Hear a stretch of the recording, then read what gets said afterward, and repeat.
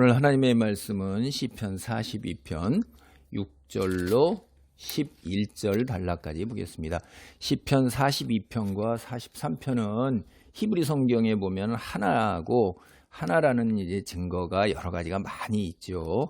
그래서 전체 구조가 탄식과 소망 이렇게 해서 이루어집니다. 42편 6절로부터 이제 10절까지가 탄식이고 11절이 이제 소망이에요. 앞에 봤던 거에서도 이제 1절부터 앞에 부분이 이제 4절까지가 탄식이었어요. 하나님이여 사슴이 시냇물을 찾기에 갈급함 같이 내 영혼이 주를 찾기에 갈급하니이다 했을 때 목마른 사슴이 시냇물을 찾는 것과 같은 그런 갈급함으로 하나님을 찾는데 뒤에 보니까 목말라 죽는 순간의 그 절박한 상황이에요. 그냥 목말라서 찾는 게 아니라 죽는 상황에 아주 갈급한 그럴 것 같이 굉장히 갈급해서 하나님을 사모하는데 주변에 이제 무리들이 내 하나님이 어디 있느냐? 내가 하나님이 있다면 지금 내 꼴이 그 모양이냐? 이렇게 얘기를 하는 거니까 그럴 때 내 영혼아 낙심하지 말라. 하나님께 소망을 두라. 이렇게 스스로에게 권면하고 위로하면서 현실을 바라보지 아니하고 현실은 절망이에요. 그러나 눈을 들어서 하나님께 시선을 맞추는 거예요. 그래서 그 물이 뭐냐면 생명을 살리는 거잖아요. 목마른 죽게 된 그 사슴이 물로 말미암아 생명을 얻는 것처럼 하나님이 생명의 하나님이에요. 이게 이제 6절에 계속 그 이미지가 계속 이어져서 내 하나님이여 내 영혼이 내 속에서 낙심이 되므로 내가 요단 땅과 헤르몬과 미살산에서 주를 기억하나이다. 이 가나안 그 땅에 요단강 흐르고 헬몬산이나 미살산에 이슬이 내리고 비가 내려서 거기에는 얼마나 수풀이 우거지면서 생명이 있어요. 그러니까 거기에서 흘러나오는 물줄기가 요단강을 적셔서 그 다음에 이제 이 기중해로 흘러가는데 그 물이 생명의 물이란 말이에요. 그런데 그것이 7절에 보면 주의 폭포 소리에 깊은 바다가 서로 부르며 주의 모든 파도와 물결이 나를 휩쓸어나이다. 생명의 물이 이제 거대한 지중해 엄청난 물이 돼서 나를 집어삼키는 거예요. 원수가 되는 거예요. 심판자가 돼버리는 거예요. 그러니까 생명의 물, 하나님이 나의 구원자이신 줄 알았고 내가 그렇게 됐는데 이제 그 하나님, 생명의 하나님, 그 하나님이 나의 심판자예요. 내가 이제 여기 파도와 물결에 휩쓸려서 그래서 오늘날 내 상황이 이렇게 절망적인 상황이 된 거예요. 그게 그러니까 하나님이 여기에 구약도 똑같은 거예요. 잘 보면 생명의 하나님 동시에 바로 서지 못할 경우에 정한 때 기한까지 하나님께 돌아오지 않으면 그것이 심판이 돼서 진멸의 하나님이 되는 것이지 구약의 하나님은 진멸의 하나님이고 신약의 하나님은 사랑의 하나님이다 이렇게 이분법적으로 구별하는 것은 잘못된 생각이다 하는 게 구약의 하나님도 여전히 사랑의 하나님이셨고 기다리시는데 정한 때 기한에는 심판으로 진노를 하나님 심판이 임하는 거고 신약도 마찬가지죠. 믿지 않는 자들에게 정한 때 기한에 이르면 진노의 심판으로 지옥에 가는 거 외에는 없습니다.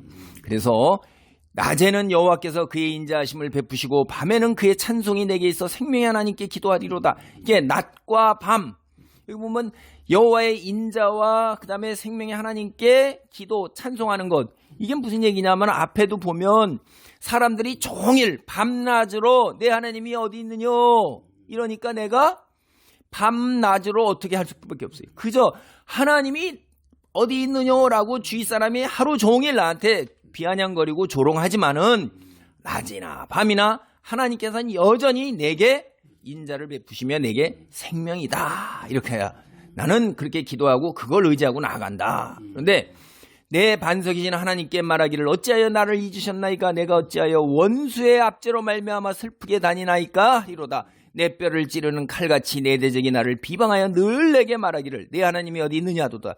여기까지가 탄식인데 이 나의 원수 대적들이 나의 형편을 보고 내가 하나님이 있다면 내 모양새가 지금 그 형편이 그렇게 되겠느냐.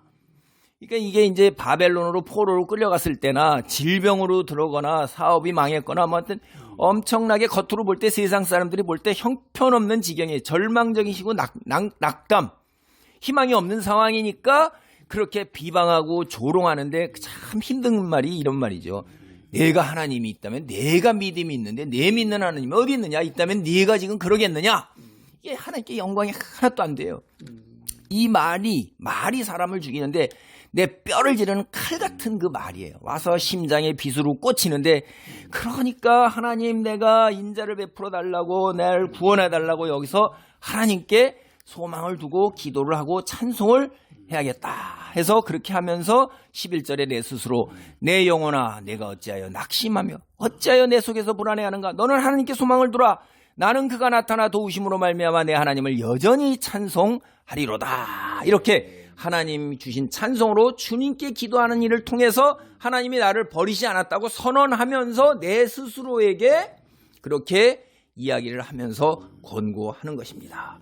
네, 개역개정이 여기 내가 생명의 하나님께 기도하리로다. 이런 말은 사실은 영어 성경을 보면 찬송이 나의 살아계신 하나님께 기도가 되었다라고 영어 성경, 모든 영어 성경들은 거의 다 그렇게, 그 다음에 히브리 성경도 그렇게 번역을 하고 있습니다. 그러니까 이게 뭐냐면 하나님께 드리는 찬송 자체가 나의 기도라는 거죠. 그래서 찬송을 읊조리면서 현실을 바라보지 아니하고, 현실은 전혀 희망이 없는 절망적인 상황 속에서도 하나님만 바라보면서 여전히 찬송으로, 기도로 하나님께서 나를 버리지 않으셨다고 선언하면서 스스로 그렇게 이야기하면서 힘을 얻고 믿음 속에 거하는 것을 봅니다. 기도하겠습니다. 하나님 감사합니다.